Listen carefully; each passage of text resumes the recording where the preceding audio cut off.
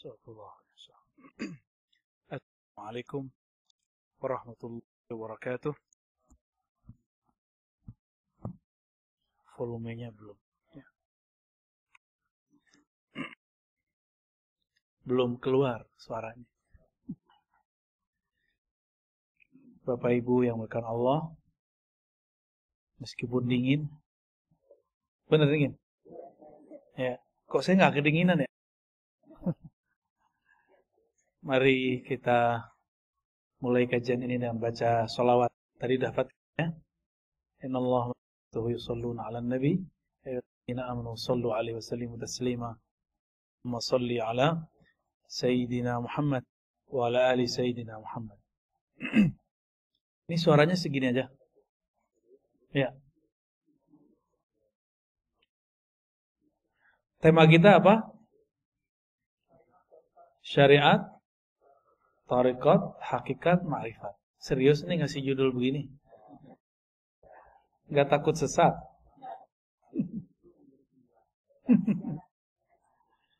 Baik. Syariat, tarekat. Ada apa ini? Ada mic baru nggak?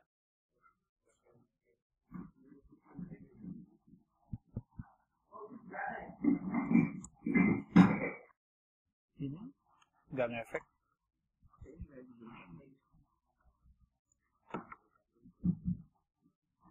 Oke, gini aja ya. Bapak Ibu yang berkahi Allah, biar nggak enak. Nabi Shallallahu Alaihi Wasallam tidak menyebut pembagian-pembagian begini secara eksplisit seperti ilmu.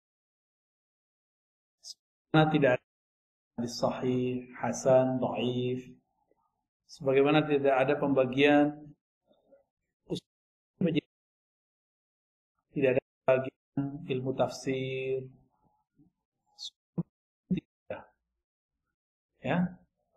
Siapa yang membagi ini? Para ulama. Karena itu datang satu paket. Nabi datang satu amalan itu mencakup 4 unsur. Mencakup semua ilmu. Semua amalan Nabi ada syariatnya, ada tarekatnya, ada hakikatnya, ada ma'rifatnya. Jadi jangan sampai lagi ada pertanyaan konyol mengatakan, emang ada syariat, tarekat, hakikat, ma'rifat di zaman Nabi? Nah, itu pertanyaan konyol itu. Nanti kalau dibalik gimana? Emang ada hadis sahih, hasan, dhaif di zaman Nabi? Kan gak ada. Jadi jangan bertanya yang konyol-konyol. Sok kritis tapi gak pakai data. Sok kritis tapi gak rasional. Lalu bagaimana kalau mau nanya? Kalau kita mau mengkritisi sesuatu, kuasai dulu yang mau dikritisi itu apa. Inilah pesan berat yang dulu diturunkan oleh Imam Abu Hamid Al-Ghazali yang wafat tahun 505 Hijriah. Sekarang 1434 ya. Apa kata beliau?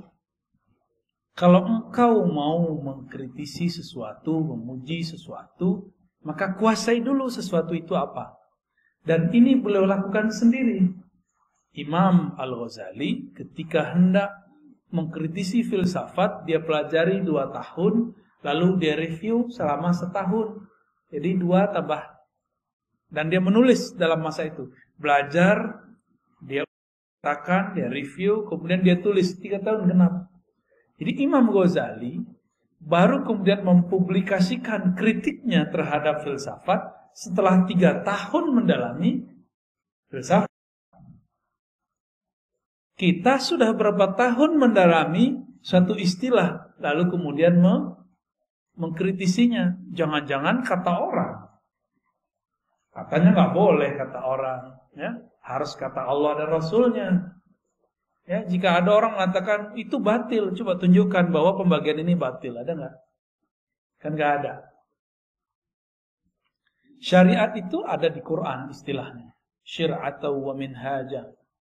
Itu ada di Quran ya. Syir'ah, syariah. Itu ada di surah Al-Ahqaf. Apa arti syariat? Syariat itu artinya yang syariat itu jalan. Syariah yang dijalani. Bisa begitu, ya. Bisa juga diartikan jalan itu sendiri. Jadi sebenarnya syariat dan tarekat itu artinya sama. Syariat itu jalan, tarekat itu jalan. Syuru' arti bahasa Arabnya syuru' itu artinya proses.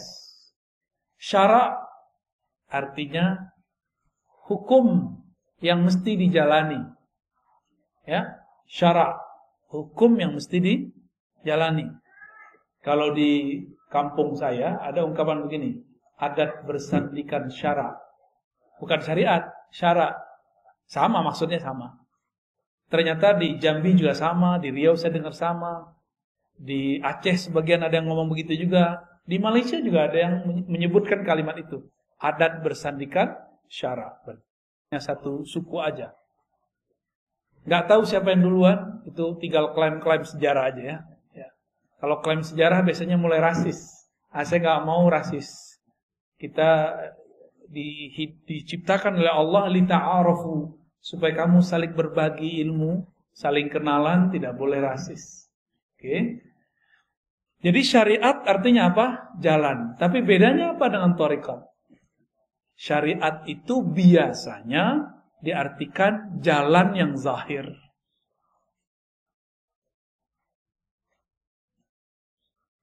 Kaedah-kaedahnya ada pada syariat. Nah, saya menerjemahkannya lebih eksplisit. Syariat itu adalah hukum-hukum Allah yang ditetapkan dengan dalil-dalil yang umum ataupun terperinci. Ya. Lalu bagaimana cara melaksanakannya? Namanya thariqat. Jadi kawan saya, dia nggak suka zikir Ratibul Haddad, Ratibul Attas. Tahu Ratibul Haddad? Ya, tahu ya? Ratibul Attas tahu? Atos tahu nggak Atos? Atos, orang Sunda apa Atos? Sudah. Ratibul Atos bukan rotib sudah-sudahan. Itu nama imamnya, Al-Imam Al-Habib Al-Attas. Tapi dia punya zikir pagi sore, di-download di smartphone-nya, dan juga dia punya di perpusnya buku kecil. Di dalam Al-Quran, surah Al-Ahzab ayat 41, ada perintah. Ya ayyuhalladzina amanu dzkurullaha dzikran katsiran. Al-Ahzab ayat 41. Wahai orang beriman, ingatlah Allah sebanyak-banyaknya. Itu syariat. Hukum syariat. Tekniknya gimana? Kata kawan, bid'ah tuh pakai Ratibul Haddad, Ratibul Attas. Tapi dia ngeluarin buku baru. Zikir pagi dan sore yang sahih.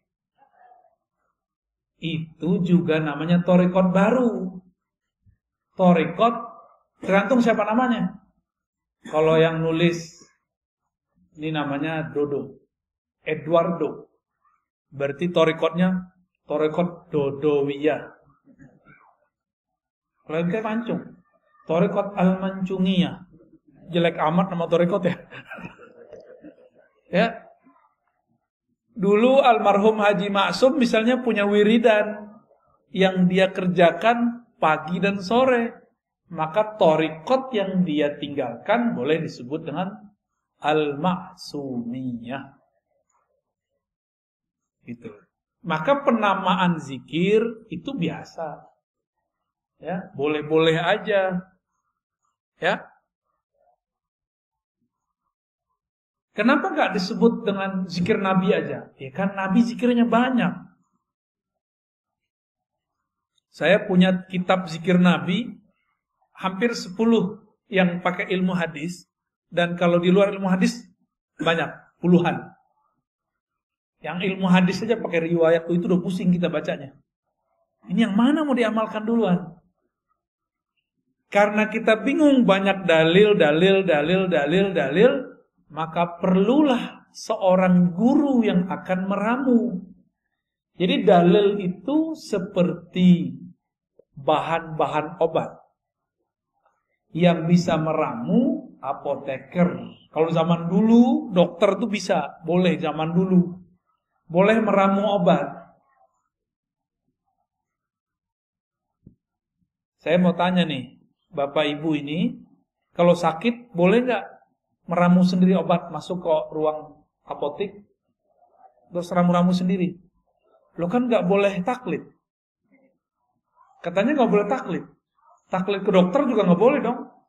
Kenapa percaya sama dokter? Taklid sama apoteker juga nggak boleh seharusnya. Kalau kita boleh bilang nggak boleh taklid. Taklid artinya apa? Ikut tanpa tahu kenapa hakikat sesuatu itu ada. Ikut tanpa mengetahui dalil. Kenapa obat kalau batuk ini A, B, C, D? Disebutkan nggak sama dokter? Disebutkan nggak sama apoteker? Enggak. Terus kenapa percaya-percaya aja? Kenapa itu boleh, sedangkan dalam agama nggak boleh? Gitu. Yang mengerti dalil ulama atau orang awam? Ulama. Berarti kalau nanya dalil ke siapa? Kalau kita nanya dalil ke ulama, itu sudah sama kayak kita mau taklid, tapi menaik pangkat jadi ittiba.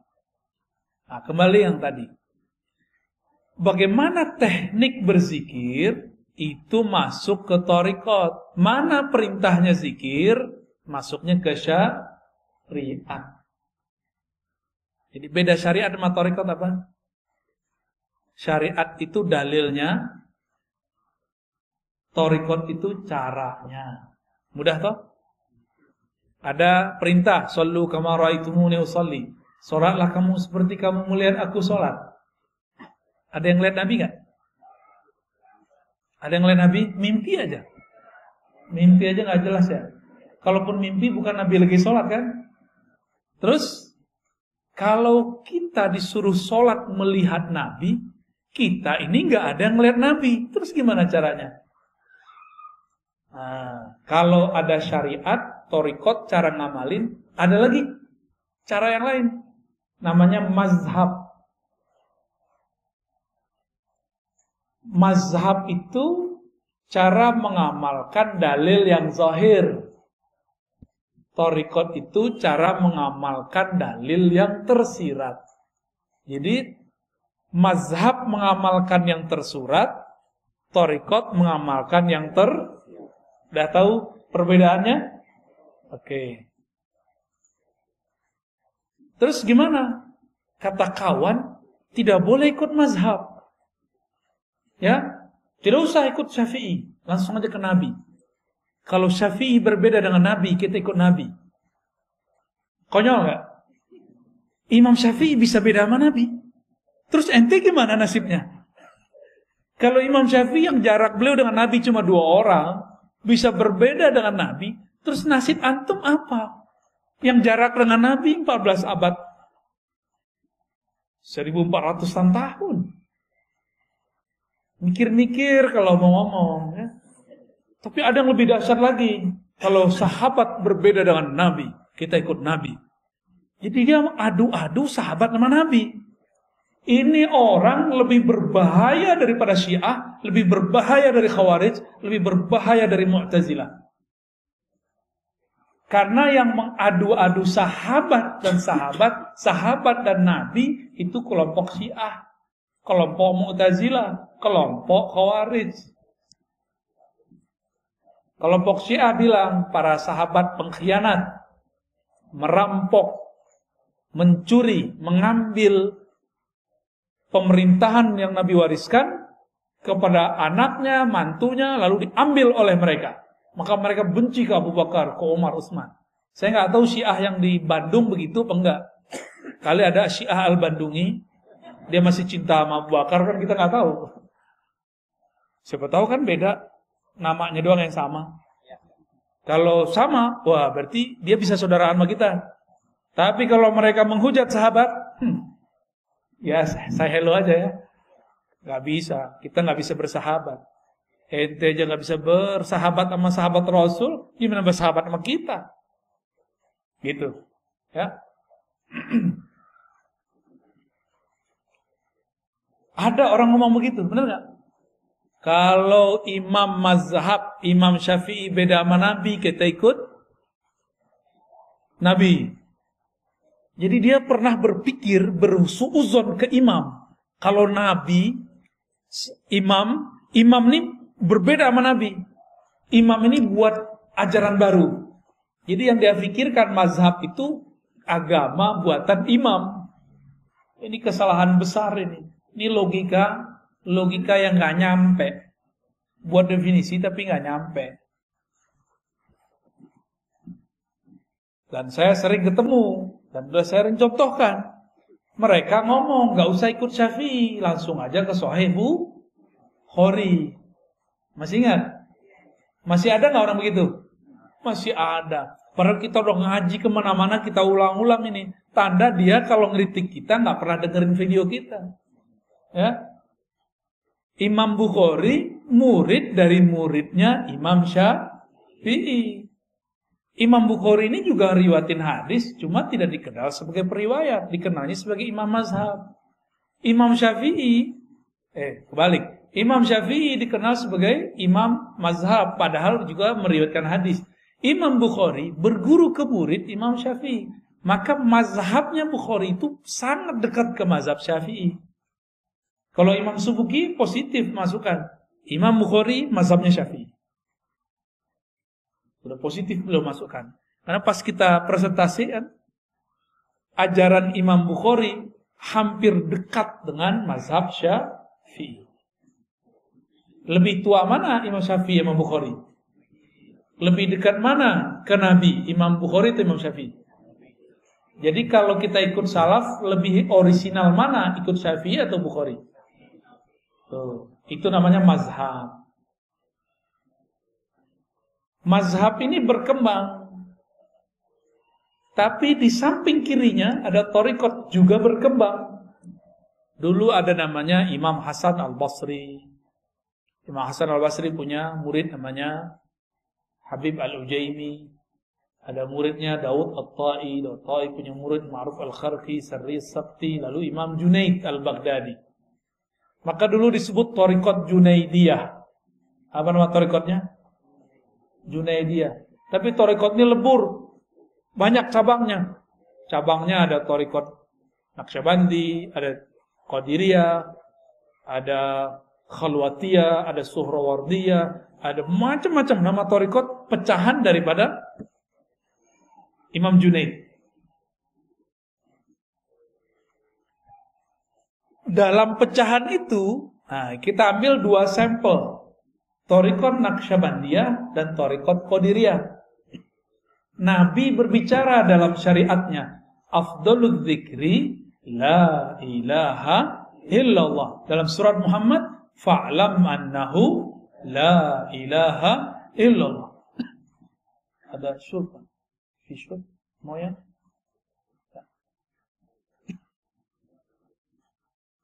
Air al-maksum, ada enggak? Pakai bahasa Arab gak paham Anda bilang. Moya al-maksum. Maaf merepotkan. Gak usah pakai gelas, udah gini. Udah gini. Bismillah.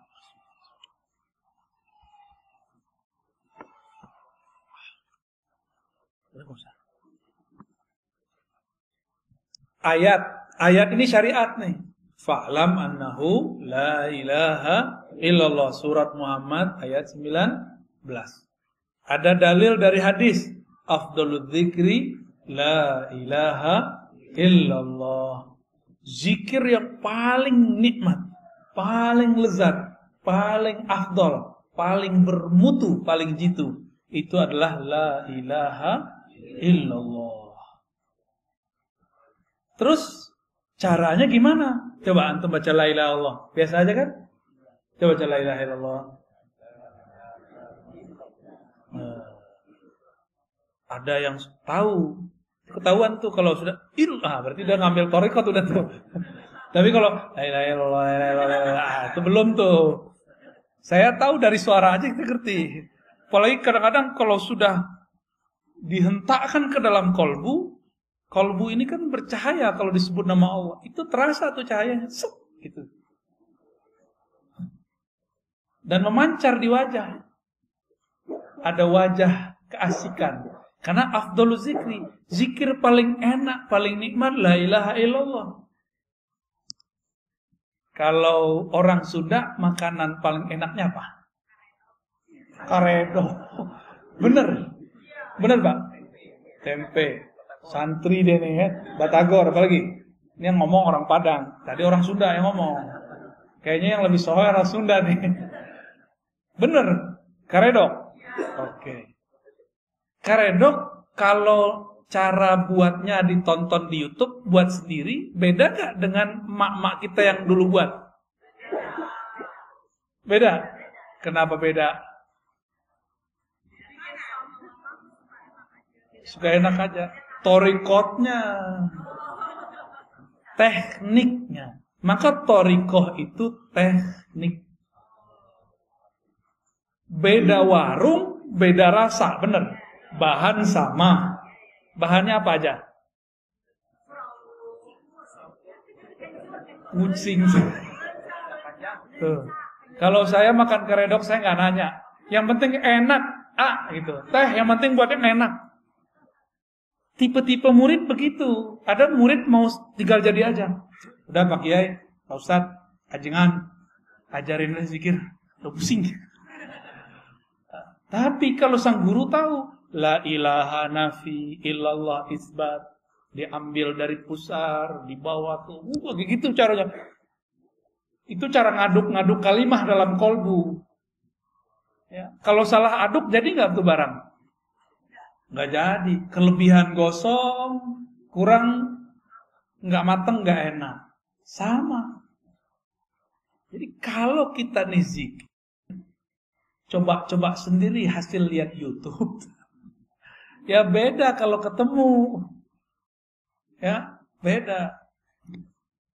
Abis makan di tempat orang jual karedok yang enak di Bandung, kita nggak belajar cara buatnya.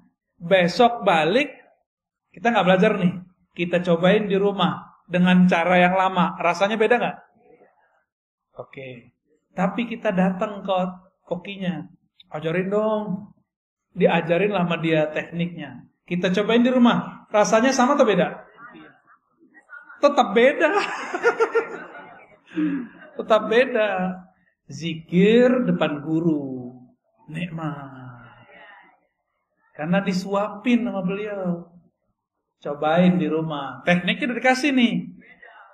Istighfar, tawasul, apalagi? Oh, semuanya lengkap deh. Nih bahannya kamu cobain sendiri di rumah. Kita cobain. Kok ambar ya? Kenapa? Karena kita belum terlatih. Sang guru, napas dia udah begitu. Ya. Ibu kita, karena sudah lama jadi ibu, dia tiap hari harus buat masak buat anaknya. Maka enak jadinya. Ya tetehnya jadi ibu, tapi bukan yang masak. Sama aja. Ambar juga. Saya kan orang Padang.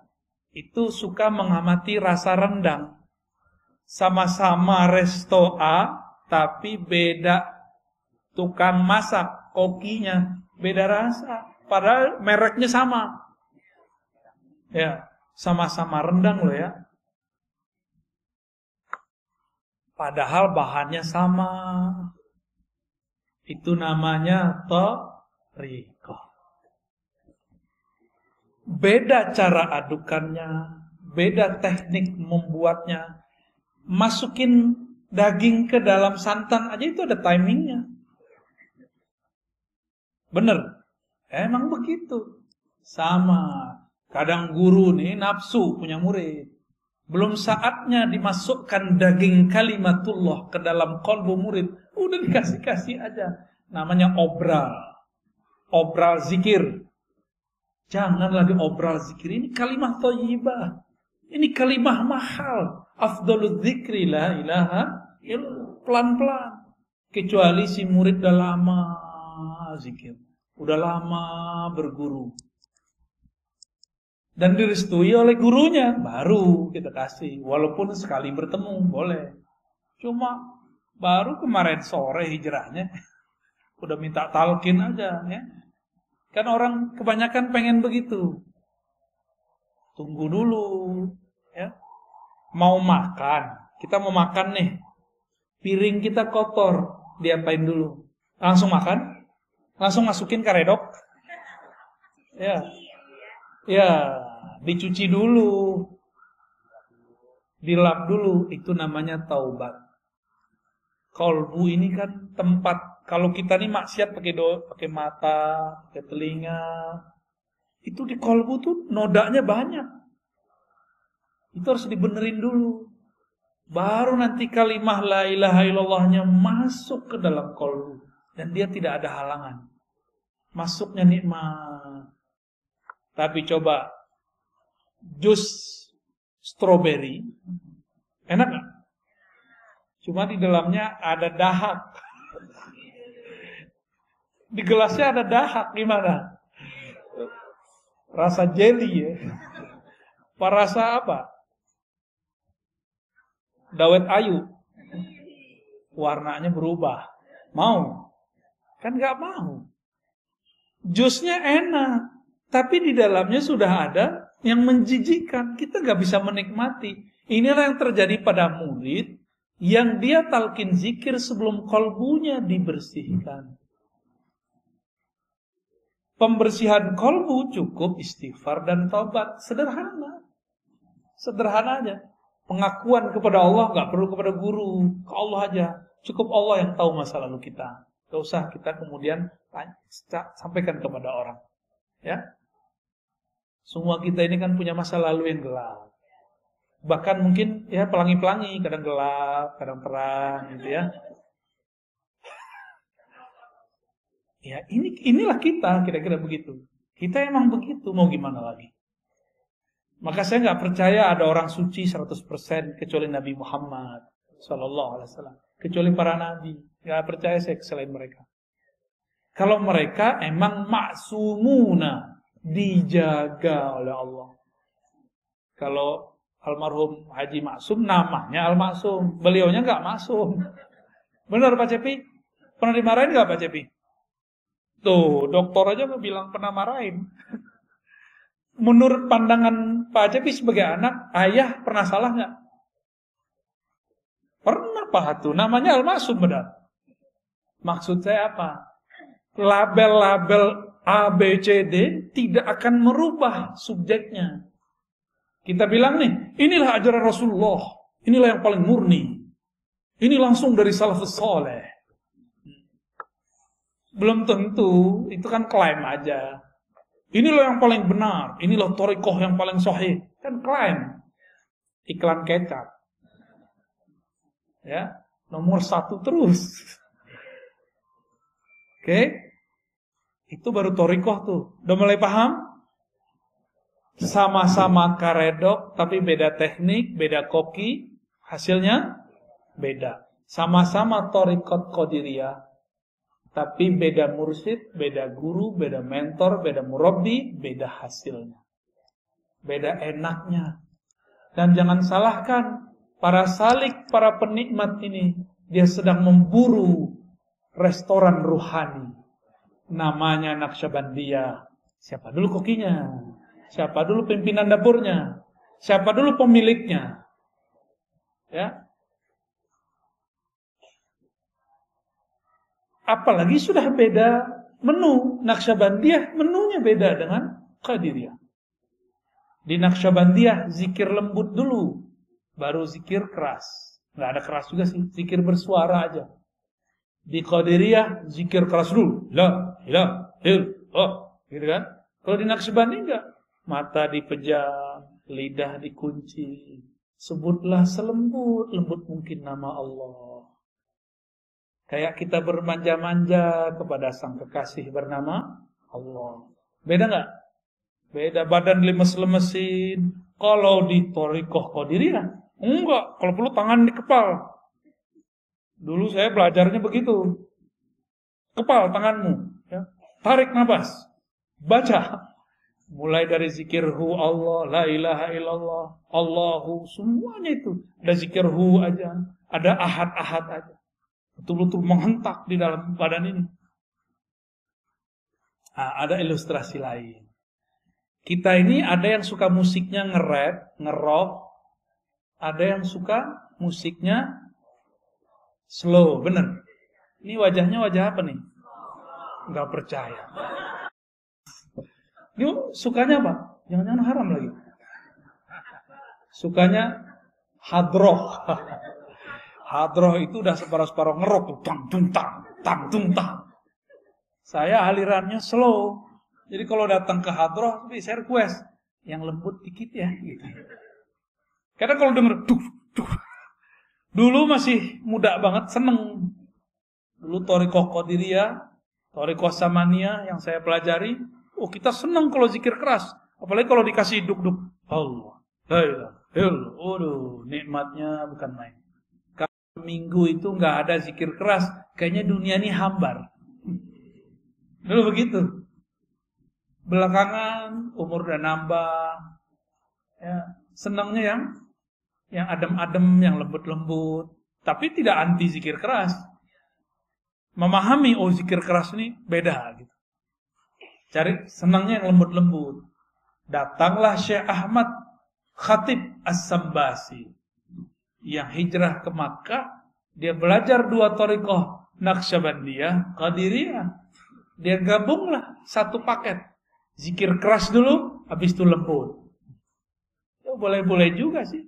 Makanya kalau datang ke pusat-pusat tarekat di Bandung, di Tasik, di Garut, mau jalurnya yang manapun, kalau di Tasik kan sudah masyhur tuh.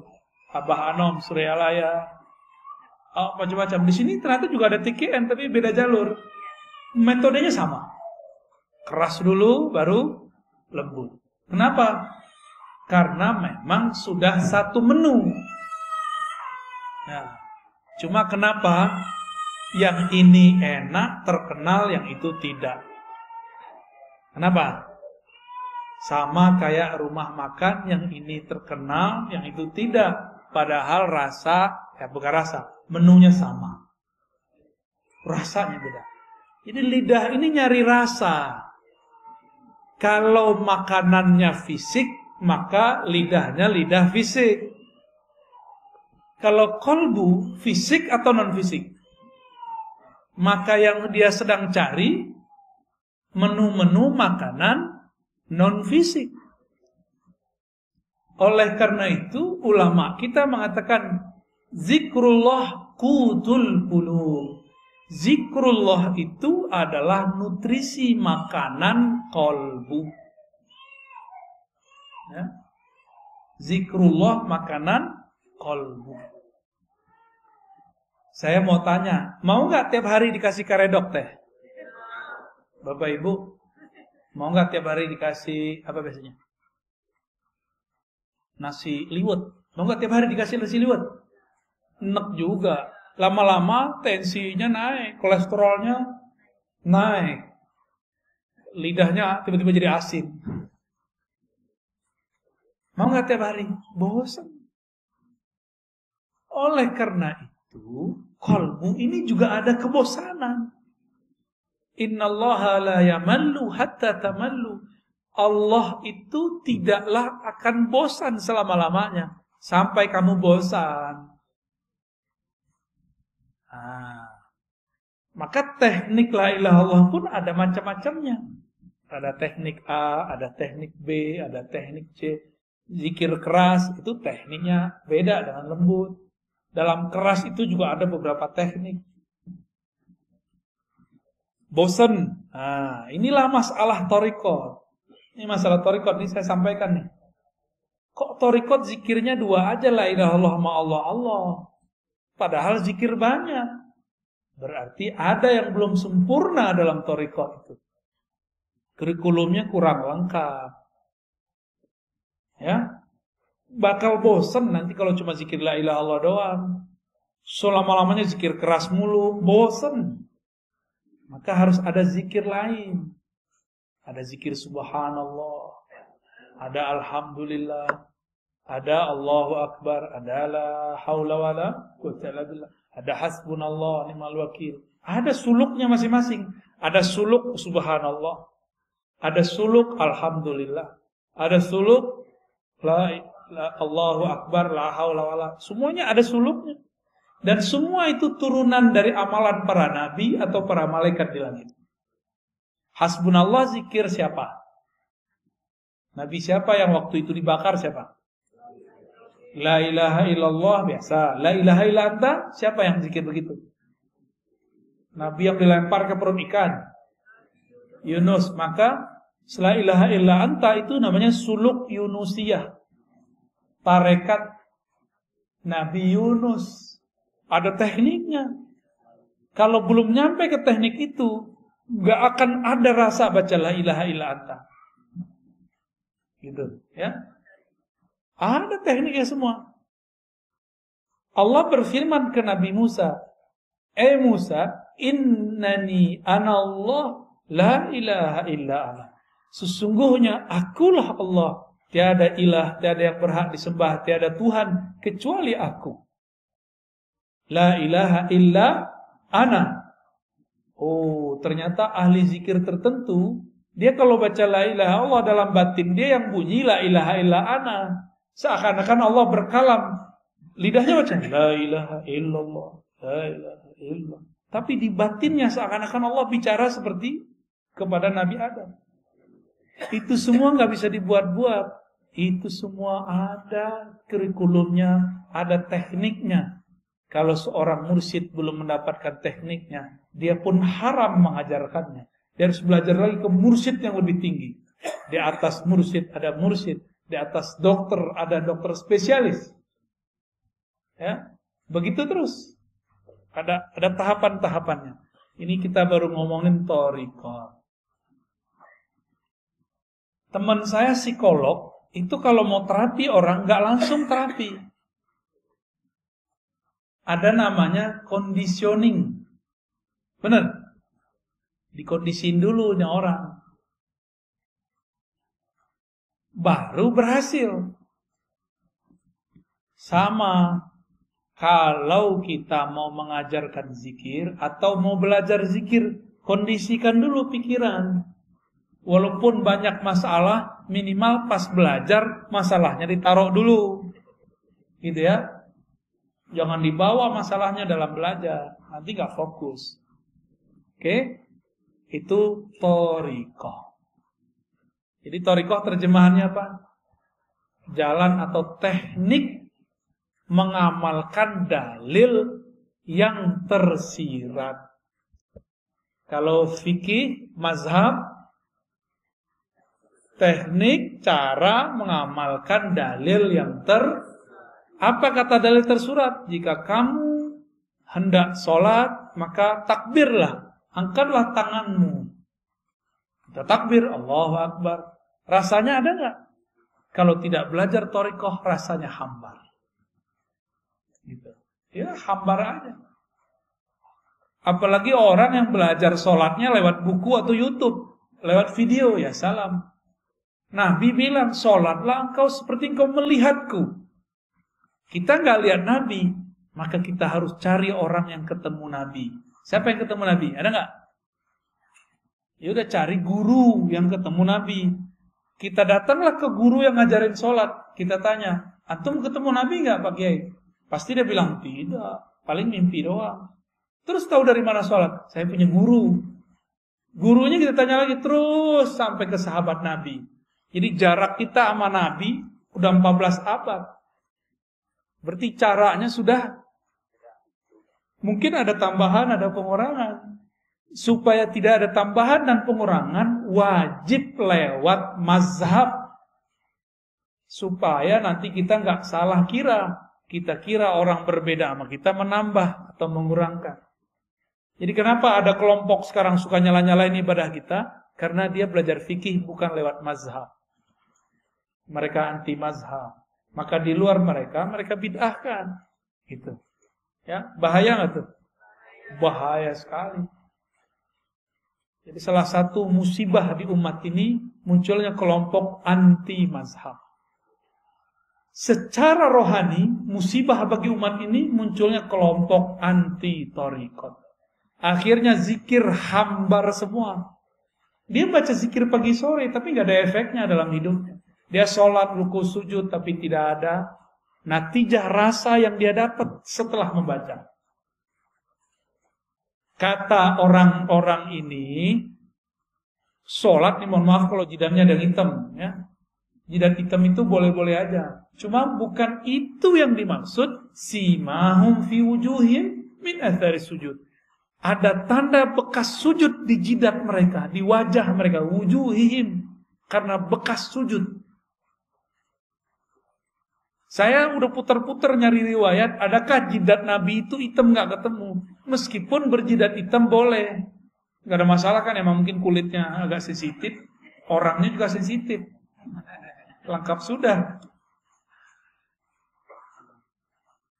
Terus apa yang dimaksud tanda sujud? Tanda sujud, saya sering sebutkan, orang sujud kepalanya di mana? Di bawah apa? Di bawah tempat paling kotor di alam semesta. Nih, tempat buang air kecil. Ya, walaupun bajunya bagus, walaupun bedaknya Masya Allah, bajunya oke, tapi bagian situ bau nggak? Nggak enak kayak ngomongin begitu ya. Tapi emang itu bau, udah selesai. Sekarang ditaruh di bawahnya. Gimana? Maka yang disebut athar sujud, bekas sujud adalah hilangnya kesombongan seorang hamba. Itu baru disebut bekas sujud. Jadi siapakah yang sujud kepada Allah? Orang yang sudah melepaskan kesombongannya, ego-egonya, merasa sok pinter, sok alimnya, sok solehnya, sok merasa paling benernya, dia buang sudah. Karena yang merasa sok bener di sini, bener. Yang merasa pinter mana? Yang merasa bergelar ini. Yang merasa manhajnya, mazhabnya paling bagus, thariqatnya paling keren ini. Kalau ini nggak mungkin. Ini, maka ditaruh di bawah. Jadi asar sujud adalah kerendahan hati. Efek dari sujud adalah rendah hati. Gimana? Udah rendah hati belum? Lagi belajar. Kadang-kadang jujur, mending jujur begitu. Berarti sholat kita ini sudah benar belum? Kira-kira sholatnya diterima nggak? Kayaknya nggak diterima sih. Soalnya simahum fi wujuhimnya belum ada. Karena puncaknya sholat ketika kepala di bawah. Di saat itu tidak ada lagi ego, tidak ada lagi sombong. Kalau masih ada, sholatnya belum diterima, kira-kira gitu. Gimana dong? Orang-orang kayak kita ini sok soleh, sok merasa sholat.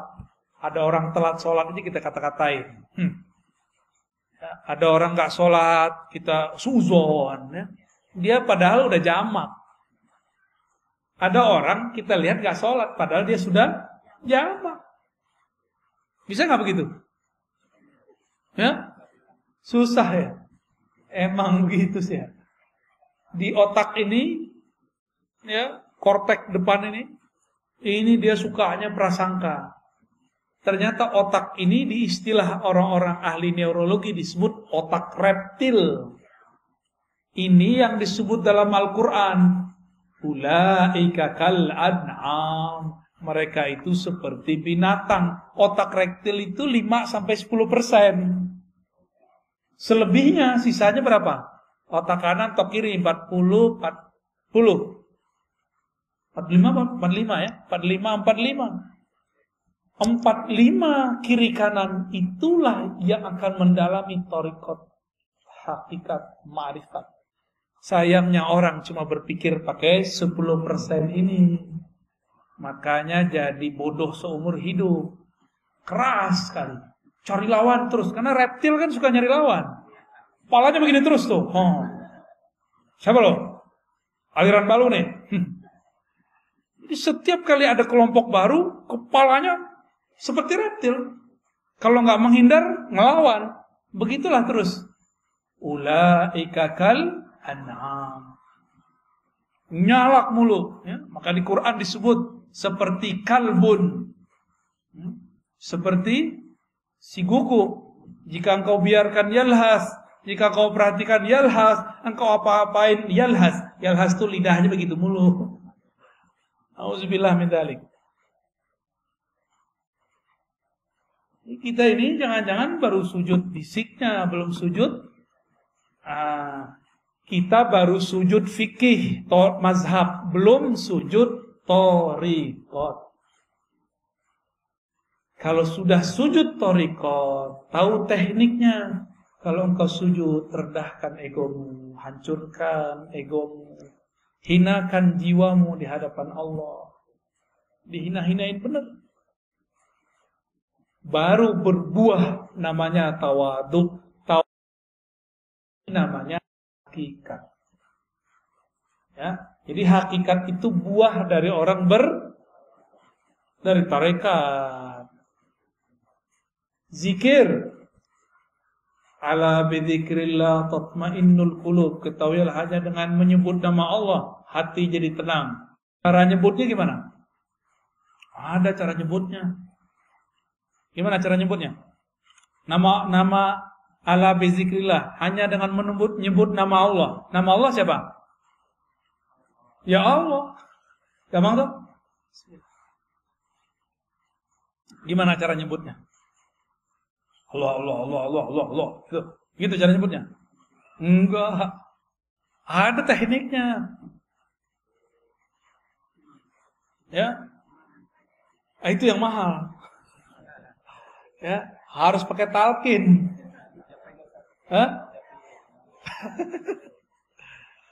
Harus pakai talqin, mahal itu. Maka barang begini nggak boleh diobral, haram hukumnya diobral. Ini mutiara dari Allah, karena dia seafdol zikir. Kalau diobral, orang nggak menghormati barang ini nanti, dapat dibuang. Itulah yang terjadi pada banyak murid. Talqin sini, karena diobral talqinnya, dia tidak pernah lagi mengamalkan zikirnya. Karena dia nganggap, kita kalau beli cincin tepi jalan, pede nggak pakai tiap hari. Tapi kalau beli cincin di toko yang eksklusif, pede nggak pakai tiap hari. Pede. Kira-kira begitu. Ya, ini lebih dari cincin. Ini sesuatu yang kita masukkan ke dalam diri. Mau obral-obralan. Maka dalam thariqah kami, talqin itu bukan nomor pertama. Nomor pertama, at-ta'allum wa ta'lim. Ngaji. Udah bener ilmunya, baru talqin. Udah hilang syaknya. Sehingga dia tahu nama yang akan dibaca dia adalah zat yang maha agung. Maka dia pun akan mempersiapkan jiwanya untuk membaca. Nggak mungkin lewat Zoom. Pasti dijemput kok. Antum ini kan lucu. Takut COVID ngaji lewat Zoom. Tapi kalau pengen makan resto, datang langsung. Ya salam ya. Nggak adil sama diri sendiri. Takut ngurus badan fisik. Tapi virus rohani dibiarkan. Sampai mati begitu aja lah ya. Rasain aja terus. Nggak ada perkembangan dalam batin kita. Nggak adil. Innallaha yuhibbul muqsitin. Allah senang sama orang yang adil, yang proporsional jelas. Lu pengen makan redok ya. Datang ngantri lagi. Masuknya pakai masker pas makan. Mungkin. Nih ditutup nih. Mam bisa nggak? Kan nggak bisa. Makan pakai masker bisa nggak? Gaya-gaya doang pakai masker. Ya, pas mau makan pasti dibuka. Hilanglah social distancing. Kenapa antum gak takut? Giliran mau ngaji, dempet-dempet dikit takut. Gak percaya kalau pas ngaji ada rahmat turun. Ada malaikat rahmat. Itu di antara antum banyak sekali malaikat rahmat. Itu sampai ke atas sana. Gak ada virus berani masuk. Masuknya paling pas masuk mall tuh, ya. Yang disalahin pengajian sama masjid. Malaikat itu kalau ada orang duduk di tempat zikirnya, lalu doa, Allah marhamhu, ya Allah rahmati dia, selamatkan dia, jagalah dia. Malaikat kalau doa mustajab nggak? Dia nggak pernah dosa, ya? Masih takut? Hah?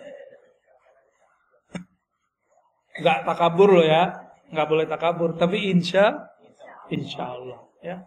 Yang adil sama diri. Ini bukan nyinggung yang nonton online sama Zoom ini. Kalau yang karena jarak kita maklumi. Ini masih di kota Bandung. Ya. Saya aja datang dari Jakarta, masa antum di sini Zoom, gaya bener.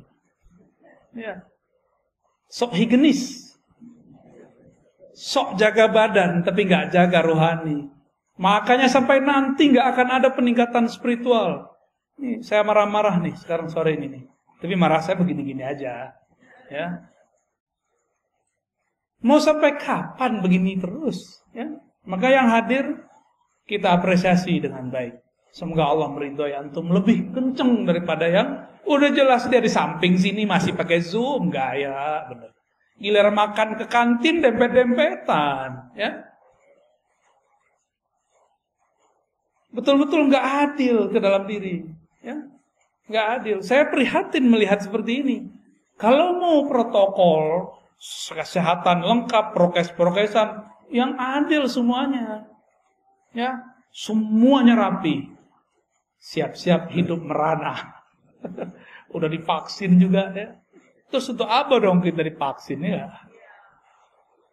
Protes ya, tuh, ya, Pak pemerintah.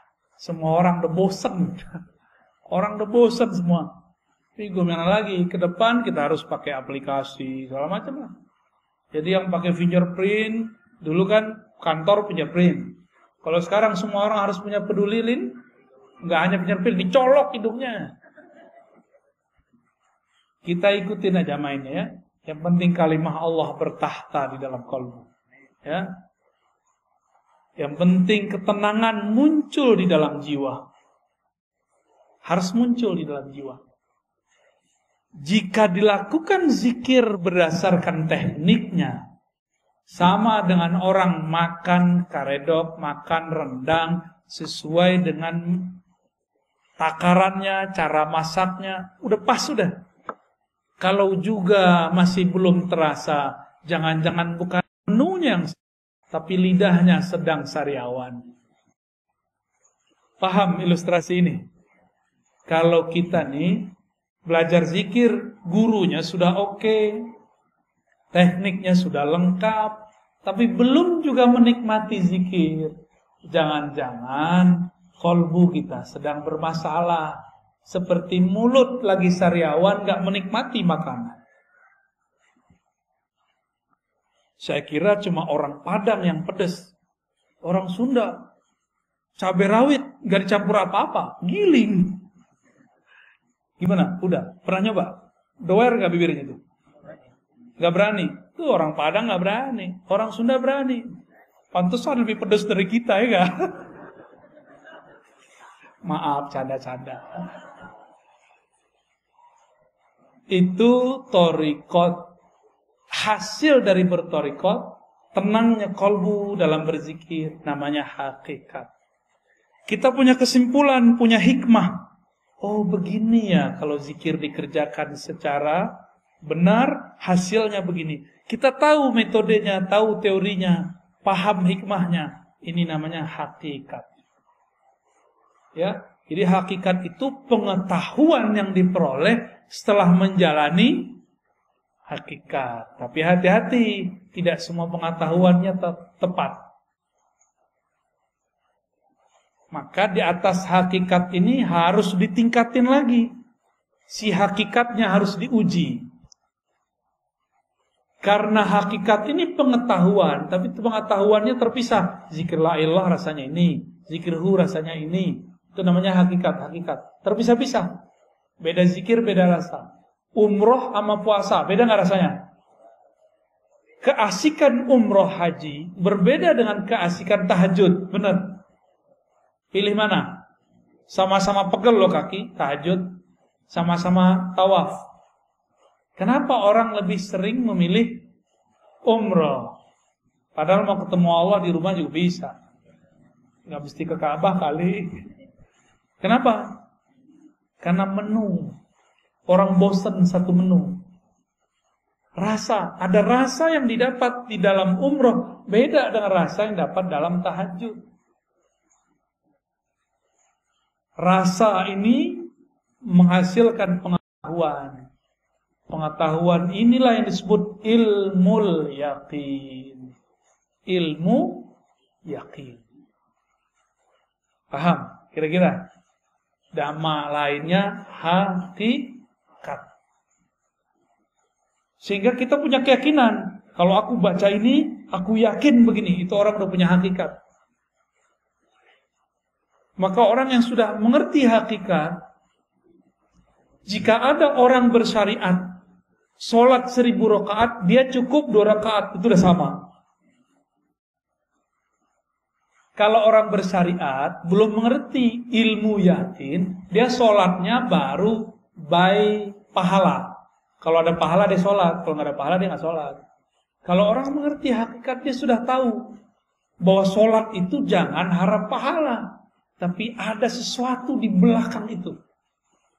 Inilah yang disebut oleh Nabi, orang alim tidur lebih ditakuti oleh setan daripada orang yang itu, maksudnya yang punya ilmu hakikat. Kalau ilmu yang zahir biasa. Lalu apa beda hakikat dengan ma'rifat? Hakikat itu masih bisa luntur. Hakikat itu masih bisa salah. Yakinan kita kadang-kadang belum tepat. Dari mana kita tahu? Yang paling banyak dapat ilmu hakikat waktu di surga itu malaikat namanya Azazil. Tetap saja tergelincir, dipecat dari malaikat namanya iblis. Iblis itu ahli hakikat. Dengan ilmu hakikatlah dia menyesatkan orang-orang ahli zikir yang tidak berguru. Pernah berguru terus ninggalin gurunya. Pernah bermajelis lalu keluar dari majelis. Orang-orang begini dicaplok sama iblis. Apa kata iblis? Zikir kamu keren ya. Karena zikir kamu banyak orang sembuh nih. Kamu sebenarnya mursyid yang lebih sakti daripada gurumu. Mulai terbersit. Kita lebih sakti dari guru. Tuh, kena tuh dah. Pernah gak ngeliat ada orang begitu? Ya, murid kiai besar buat tarekat baru. Ini nasib dia ini. Keluar dia dari halaqah. Karena terbersit dalam hatinya, dia lebih sakti dari gurunya. Dia nggak sadar gurunya sedang pura-pura nggak bisa. Ngetes dia aja. Guru pura-pura nggak bisa ngeruqyah, nggak bisa. Oh, saya nggak bisa doain air, pura-pura aja. Bukan berarti dia nggak bisa. Dia nguji antum itu. Ngerasa sakti nggak melebihi guru. Banyak yang terpedaya di situ. Apalagi urusannya udah ketemu fulus. Ya. Apalagi urusannya udah ketemu pengikut. Orang merasa pengikut itu aset dia. Waduh, gawat. Banyak orang tergelincir pada bab ini. Banyak sekali. Oleh karena itu, orang sudah bertarekat dapat hakikat, masih bisa tergelincir. Contohnya Barsisa. Contohnya Musailamah Al-Kazzab. Itu Musailamah kan dulu ikut nulis wahyu, Musailamah. Ikut nulis wahyu, Bang. Khidmah ke Rasulullah. Maka kita berdoa orang-orang yang berkhidmah untuk agama ini, untuk kita, tidak membelot di akhir nanti. Amin. Ya, ini bahaya benar. Kenapa? Si Musailamah ini melihat harian Nabi, dia mikir, Nabi mah biasa aja orangnya. Kita begini, dia begini. Kita begitu, dia begitu. Akhirnya dalam pikiran apa? Nabi ini orang biasa kayak. Kejadianlah sekali, ada penulis wahyu selain Musailamah. Nabi turun ayat kepada Nabi. Tapi Nabi gak bacakan semua. Nabi masih tertegun, keasikan membaca ayat. Si penulis wahyu ini diizinkan Allah terbuka tarbir rohaninya. Dia dengar Jibril baca ayat. Surat Al-Mu'minun itu tentang penciptaan alam, penciptaan tubuh kita. Fatabarakallahu ahsanul khaliqin. Dengar dia. Terus dia konfirmasi ke Nabi, ya Rasulullah, lanjutan ayatnya ini bukan. Saya barusan dengar ada Jibril baca. Kata Nabi, benar. Dalam hati terbersit sama dia. Gini doang ilmu guru gua. Gini doang makomnya Rasul. Saya juga bisa. Maka orang ini jadi nabi palsu. Kalau murid jadi mursyid palsu. Buat tarekat palsu. Karena dia merasa dia bisa mengakses apa yang diakses gurunya. Dia kira gurunya cetek ya. Ini sering terjadi di semua halaqah. Di semua thariqah. Ya. Maka untuk selamat hanya satu bab. Harus masuk pintu ma'rifatullah. Apa itu ma'rifatullah? Disebut ma'rifatul Muhammadiyah. Mengenal hakikat Nabi Muhammad sallallahu alaihi. Dalilnya apa? Qul in kuntum tuhibbunallaha fattabi'uni. Katakan jika engkau cinta Allah maka ikuti aku sang Muhammad. Maka dia harus ikut ma'rifat Nabi Muhammad sallallahu alaihi wasallam. Nabi ketika sholatnya banyak, beliau gak bilang supaya kalian selamat. Nabi bilang, aku ingin bersyukur kepada Allah. Nabi ketika dapat wahyu gak bilang, gua doang yang bisa dengar, lu gak. Gitu. Kalian gak bisa. Gak ada Nabi kesombongan begitu, gak ada. Nabi selalu merendahkan hatinya di hadapan Allah dan para sahabatnya. Yang dimaksud al-haqiqah al-Muhammadiyah, itulah kemurnian akhlak Nabi Muhammad sallallahu alaihi wasallam. Yang berakhlak dalam hakikatnya, dalam bertorikotnya, dalam bersyariatnya, itulah yang dapat ma'rifat. Dan tidak sedikit kita dengar ada orang ketemu orang, semakin tinggi teori ma'rifatnya semakin sombong. Apa itu? Ngeremehin orang. Berarti dia sombong gak? Gak level. Gitu kan? Kajian kulit tuh gak penting. Nih kajian hakiki nih, kajian hakikat nih. Kalian gak tahu. Ngomong begitu tuh sombong namanya. Sedangkan Rasulullah mengajarkan tidak boleh sombong. Udah jam 5 Ustaz. Kholas ya? Ya udah tanya jawabnya kalau ada. Fadhal. Terima kasih ya. Maka dari Bapak atau Ibu saya nggak bisa lihat. Jadi Bapak dulu barangkali ada yang harus sampaikan. Dari Ibu ada 2, tapi sebelum dari Ibu dari yang hadir dulu mungkin silakan. Ustaz, ada ibu-ibu yang nanya. Enggak, Pak, ini nanti soal. Assalamualaikum warahmatullahi wabarakatuh. Abia mau bertanya tentang masalah khilafah.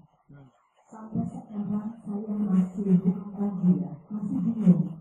Karena dalam satu sisi ada yang mengatakan bahwa kita itu bertorikot harus sama orang yang masih hidup.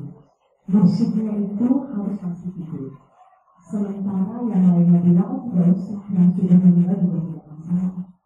Yang berikutnya yang mana Abu ya? Oke. Assalamualaikum. Kalau kita ini belum mandiri, guru wafat. maka sebaiknya punya mursyid yang masih hidup, yang dapat ijazah dari mursyid itu atau dari mursyid yang lain. Jangan yang nggak dapat ijazah, nggak nyambung nanti, nggak nyambung ke Nabi Muhammad, nanti nyambungnya ke iblis.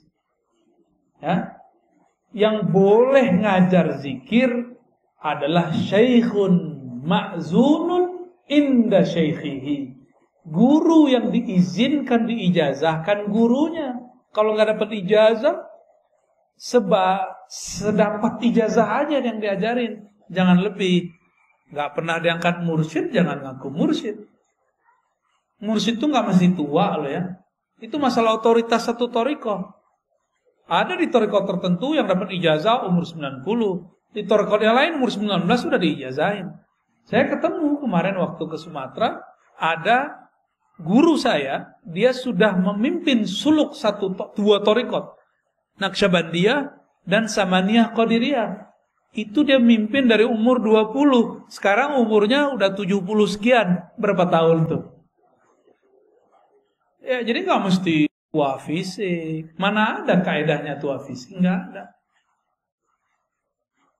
Kita kan bayangin Syekh Mursyid pakai tongkat, harus pakai sorban, ya salam. Mursyid itu mau pakai apa aja dia mursyid. Mau mereka baju kaos, dia mursyid. Orang nggak akan bisa luput karena ada mutiara di kolbunya. Sekali dia berbicara, keharuman rohaninya tercium oleh orang yang mencari rohani. Nggak bisa dibohongin. Rumah makan, masak, udah ditutup, kecium baunya nggak? Ya, kecium baunya. Sama kira-kira, ya. Jadi saran saya kalau belum disiplin untuk zikir yang diajarkan guru, maka bermursyidkanlah kepada yang hidup dan dapat izin dari gurunya. Gitu ya. Kalau enggak, nanti enggak nambah-nambah. Makomnya segitu-gitu aja. Karena zikir itu enggak ada batas. Zikir itu di atas makom ada makom, di atas makom ada makom. Zikir la ilaha illallah ada ribuan tekniknya. Yang diajarin kan baru satu. Baru dari besar ke bunuh-bunuh itu mah satu, belum banyak itu. Banyak tekniknya. Ya. Saya ngamalin sudah hampir 100-an lebih teknik itu. Baik yang langsung diajarkan beliau-beliau ataupun yang secara rohani.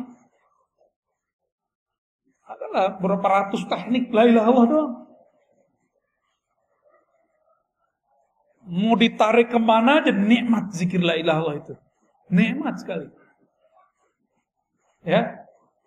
Jadi jangan mengkultuskan seorang guru. Di atas guru ada guru, di atas wali ada wali. Di atas nabi ada nabi, di atas rasul ada rasul. Puncaknya Rasulullah sallallahu alaihi wasallam. Thariqat itu yang hebat bukan namanya, tapi mursyidnya. Ya. Oh, thariqat A lebih bagus. Enggak. Yang bagus tuh mursyidnya. Karena banyak juga yang thariqatnya sama, enggak berkualitas orangnya. Ya. Sama kayak tadi, sama-sama karedok. Ya. Tapi beda orang, beda yang masak, beda hasilnya. Jadi bukan karedoknya yang salah kalau dia enggak enak, tapi yang salah sih gurunya. Yang masak udah bagus. Itunya udah enak. Lidah lagi masalah. Pikiran lagi banyak. Bisa enak gak? Enggak ya? Mau makan karedok ingat AA. AA yang lama. Baik. Terjawab ya? Terjawab? Alhamdulillah. Ada 4, tapi saya kira yang tentang thariqat juga ada 2 pertanyaan, tapi saya kira sudah terjawab dengan kalimat terakhir. Dan tentang thariqat yang benar, saya kira yang tadi dia sampaikan. Kemudian tentang sekarang di akhir Desember, 22 Desember kemarin tentang Hari Ibu, karena itu keputusan di mereka, sehingga itu dianggap sebagai tersambung jika kita mengikutinya. Bagaimana itu? tentang hari ibu. Hari ibu itu apa definisinya? Nggak tahu juga. Jangan-jangan mengharamkan sesuatu yang nggak tahu, ya kan? Saya mau tanya dulu orang yang mengharamkan mengucapkan selamat hari ibu. Saya pengen tahu nih, ini serius nanya loh, apa yang dimaksud hari ibu? Sehingga kita mengharamkan yang jelas, jangan yang nggak jelas. Kalaupun kita menghalalkannya, kita menghalalkan yang jelas, bukan menghalalkan yang abu-abu. Coba definisinya apa? Yang pakar nasionalis nih. Hah? Ini kan kampus, masa nggak ada yang tahu? Nyelekit ya. Apa hari ibu, Ustaz? Nggak tahu. Ya udah, berarti nggak usah jawab boleh dan nggak boleh. Berarti kita nggak ngerti, ya kan? Oh ini menyerupai Nasrani. Menyerupai Nasrani. Emang hari ibu orang Nasrani yang buat? Ada nggak di ajaran Nasrani hari ibu? Gak ada juga. Terus di mana? Hindu? Gak ada juga. Itu urusan apa? Jadi dengan adanya peringatan hari ibu di tanggal 22 itu, maka seolah-olah umat diberi untuk menghormati ibunya hanya pada tanggal itu. Emang begitu? Ya, sedangkan oke, good. Berarti ada orang yang mendefinisikan hari ibu, dia buat definisi sendiri. Definisinya baru satu dari antum tuh. Apa kata si orang ini? Kata antum tadi apa? Tanggal 22 seolah-olah menghormati ibu hanya pada tanggal itu sehingga umat tergiring untuk situ di hari Oke, sekarang kita tanya sama yang menetapkan hari ibu tanggal 22. Apakah begitu maksud dia? Enggak, coba buka sendiri kan udah ada googling. Terus selama ini Google nggak dipakai, cuma nonton yang nggak jelas. Cobalah, aneh pura-pura nggak tahu kok tadi ya. Emang begitu definisi hari ibu. Giliran belajar agama pakai Google. Yang begini aja, yang cetek aja nggak pakai Google. Gaptek namanya, itu punya fatwa al-Gaptekiyah. Fatwa mazhab Gaptek. Tanya dong sama orangnya. Apa maksud mereka hari ibu? Apakah cuma hari ibu menghormati ibu? Memang begitu yang membuat kebijakan buat. Enggak kok, kita aja suzon. Jadi kita buat definisi sendiri, terus kita haram-haramin. Sama kayak orang mau posting video, buat sendiri videonya, rekam sendiri, posting sendiri, like sendiri. Puji-puji sendiri, wow, keren. Lah ya salam. Ini zaman benar-benar bahlul, bener ini. Buat definisi sendiri, terus haram-haramkan sendiri, terus marah-marah sendiri, terus ajak umat untuk marah-marah. Gak begitu kalau kita mau berfatwa. Fatwa itu ada ilmunya. Gak boleh fatwa pakai nafsu. Fatwa itu pakai ilmu. Sebelum berfatwa, wajib memetakan masalah yang difatwakan. Selesai memetakannya, baru kita bilang, ini yang masalah di sini, yang itu tidak masalah, atau ini masalah semua. Harus sama dulu persepsinya.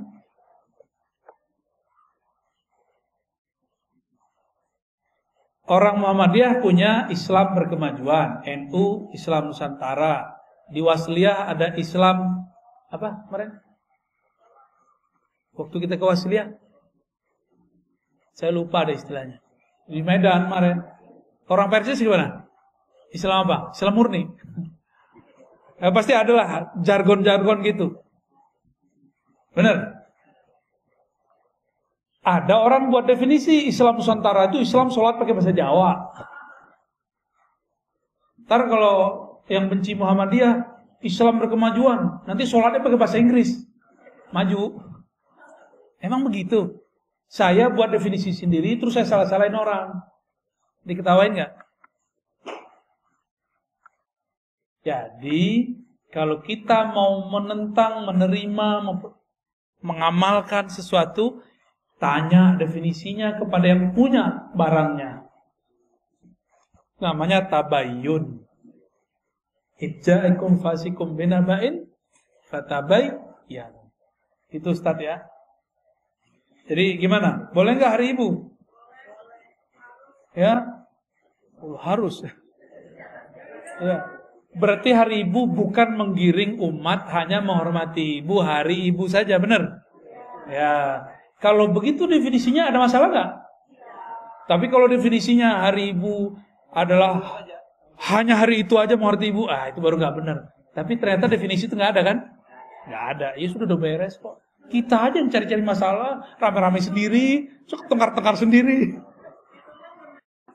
ngundang masalah. Emang ada bahasa Arabnya bahsul masail, cari-cari masalah. Jangan-jangan pertanyaannya masalah ya? Bener. Ya lanjut. Yang satunya lagi juga saya kira harus dibahas dalam bahsul masail.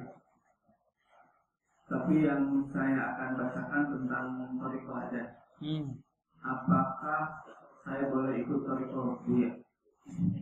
Banyak tadi yang harus diikutnya 100 pun bisa. Masya Allah. Jadi gimana dong? Itu pertanyaan antum kali. Thariqah saya ngaji. Jadi ngaji aja dulu.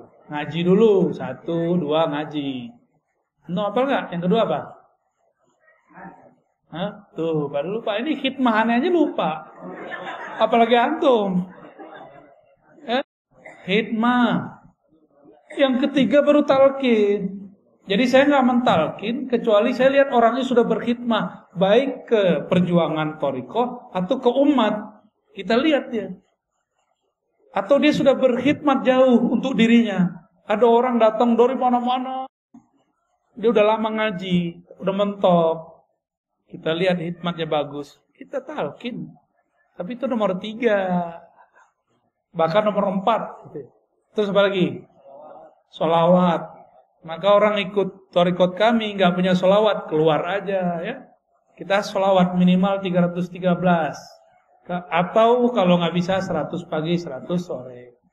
Tuh, nggak bisa juga ya 10 pagi, 10 sore, nggak bisa juga. Nggak bisa juga. Udah diskon tuh. Ya, thariqah ad-diskonia. Suwe. Terus apa lagi? Mujalasalatul sholihin. Duduk bersama orang soleh, bergaul dengan orang soleh. Kita ini kan gak soleh. Kita ini masih rusak. Supaya kita ini terbentuk dengan kebaikan, maka carilah komunitas orang baik. Jangan-jangan kita lah yang merusak komunitas yang lama. Ya, jangan bilang tuh komunitas itu jahat tuh. Aku kalau di sana pasti rusak. Kita yang merusak mereka. Nih teman saya nih ada mantan nih. Kalau dia nggak ada, kata temannya nggak ada lo nggak ada rame. Ada dia nggak mabuk orang. Nggak ada dia nih. Orang nggak mabuk.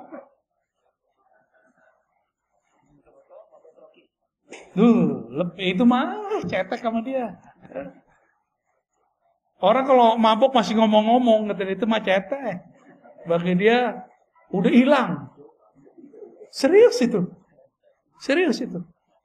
Jadi kitalah yang menyebabkan orang rusak. Karena muka kita ini muka syahwat, ya kan? Muka bejat lah muka kita ini. Saya ngomong ke dalam diri saya sendiri. Bahwa di dalam diri ini ada kebejatan. Ada kenakalan. Saya ngomong begini bukan untuk antum saja, untuk diri saya sendiri. Karena gejolak itu masih ada dalam diri saya. Karena wajar umur masih belum terlalu tua. Masih muda dong. Iya. Masih seger lah. Gejolaknya kuat. Lebih berat saya kali daripada antum. Saya ketemu banyak orang. Macam-macam warna kulit, macam-macam. Pusing kita. Tapi kalau karena di dalam ini jorok mikirnya. Kalau dalamnya bening jadinya. Kalau dalamnya oke, keluarnya oke. Ya. Jadi tuduhlah, katakan ke dalam diri, wahai jiwaku yang penuh dengan kemunafikan. Jangan engkau tuduh orang lain munafik. Itu sebabnya kita perlu berkumpul dengan orang-orang soleh. Orang soleh bukan soleh pakaian. Sekaya pasti. Soleh dalam artian solihun, yang sesuai lahir dan batinnya. Itu bahasa Arab. Soleh itu sesuai. Lahir batinnya sesuai. Ya. Baik. Apa thariqat terakhirnya apa? Hah? Salamatus sadr. Gak nyimpan dendam, benci, suuzon, buruk sangka kepada orang lain. Bisa gak? Hah? Ada tekniknya. Ya, apa lagi? Masih ada? Adab. Susah kalau sendiri, kalau berguru gampang. Ya, ajari aku. Ya, itu kurikulumnya itu. Ada 7, ya. Ada 7. Dari situlah kita kemudian bergerak. Ya, sekarang marhalahnya baru 2, 1, 2, 3, 4 ini muter-muter. Ya. Ta'lim, ta'alum, khidmat, talqin, udah. Ini masih yang concern. Jadi kenapa orang thariqat masih busuk-busuk hati? Ya, karena dia nggak nyampe ke salamatus sadr, cuma zikir-zikir doang. Zikir kalau belum istighfar, tambah banyak zikirnya, tambah besar dendam dan sombongnya. Jadi harus ada zikir pembersih, ada zikir menaikkan makom.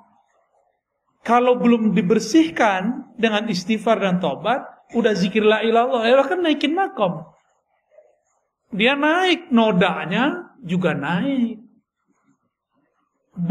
Tubuh pohon ini berkembang. Benalunya nggak dipotong, tambah gede pohon, tambah gede juga si benalunya.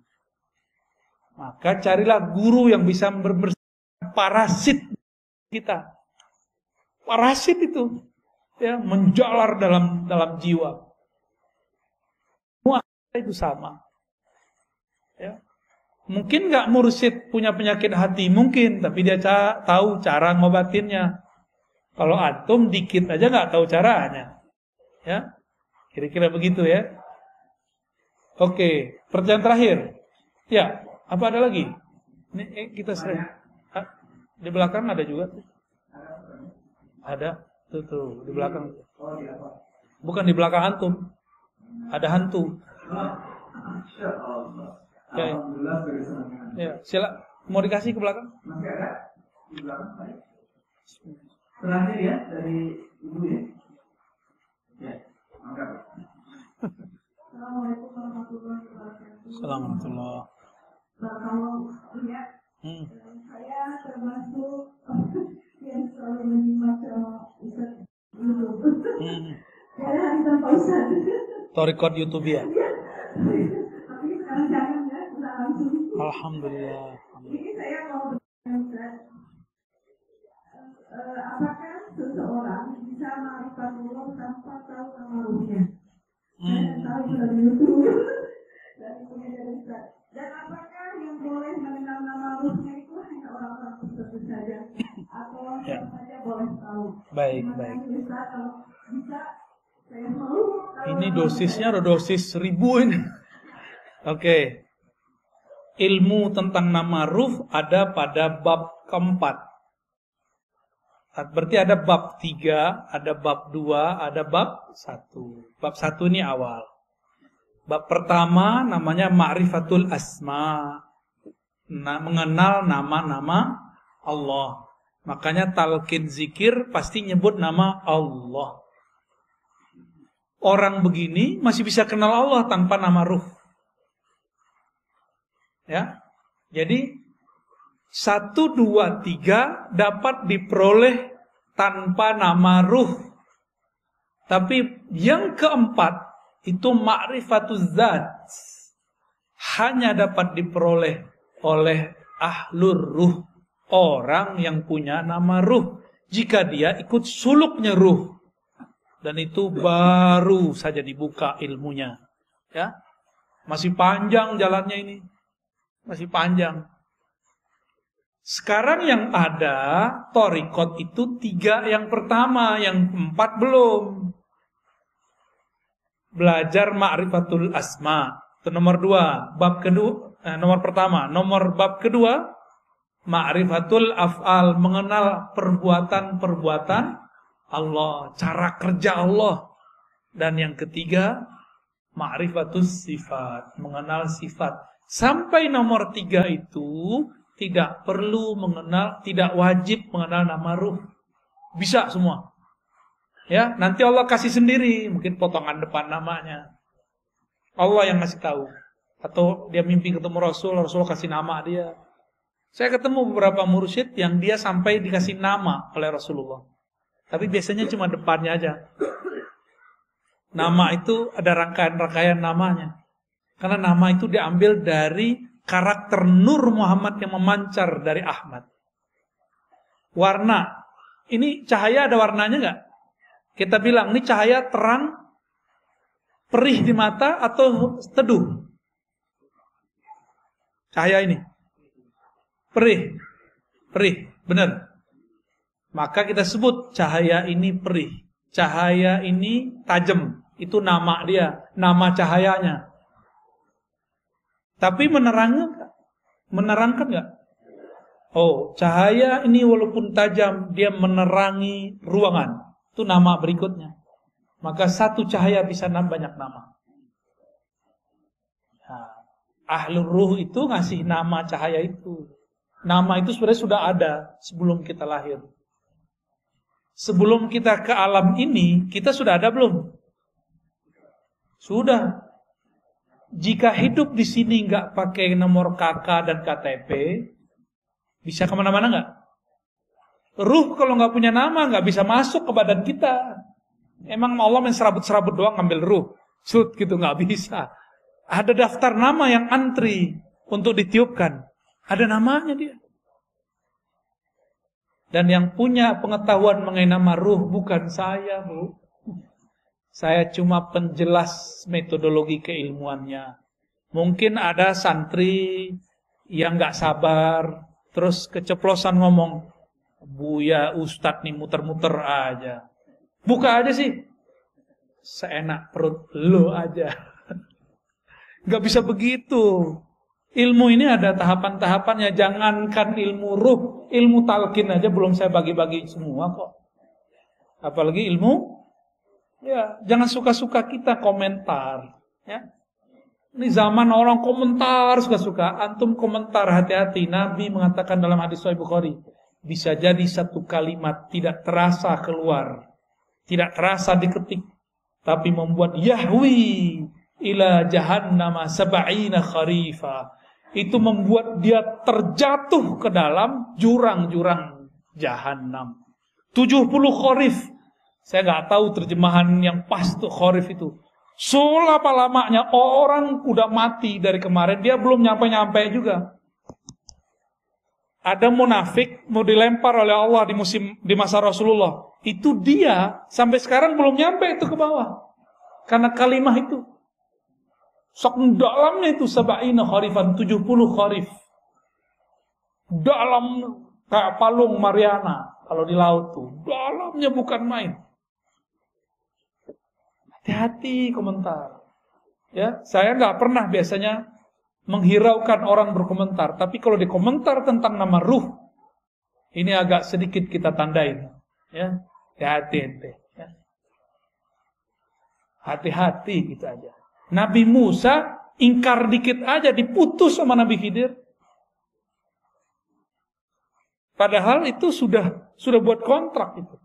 Kita bukan nabi, ingkar-ingkar aja. Siap-siap diputus dari ilmu ruh. Ilmu ruh itu ilmu paling mahal. Paling mahal itu. Sabar-sabar Bu. Ya, sabar-sabar. Nanti kalau ada komunikasi dengan teman-teman riba, daftar aja nama ruh. Kalau beruntung kita ketemu ahli yang ngasih nama ruh, kita mintain namanya. Ya. Ada nama ruh, tenang aja ya. Tapi itu kelas 4 itu. Sekarang belajar zikir thariqat yang ada aja dulu ya. Amalin aja yang ada. Aduh, pertanyaannya udah berat nih. Padahal kita ngaji baru berapa bulan nih. Sekali sebulan lagi ya. Pertanyaannya eksplorasi. Iya. Udah cukup. Saya kira gimana? Cukup ya? Baik. Baik, kami masih ada acara lagi. Mohon maaf tidak bisa sampai maghrib di sini. Dan seperti biasa, salamannya dengan hati aja ya, bil qulub.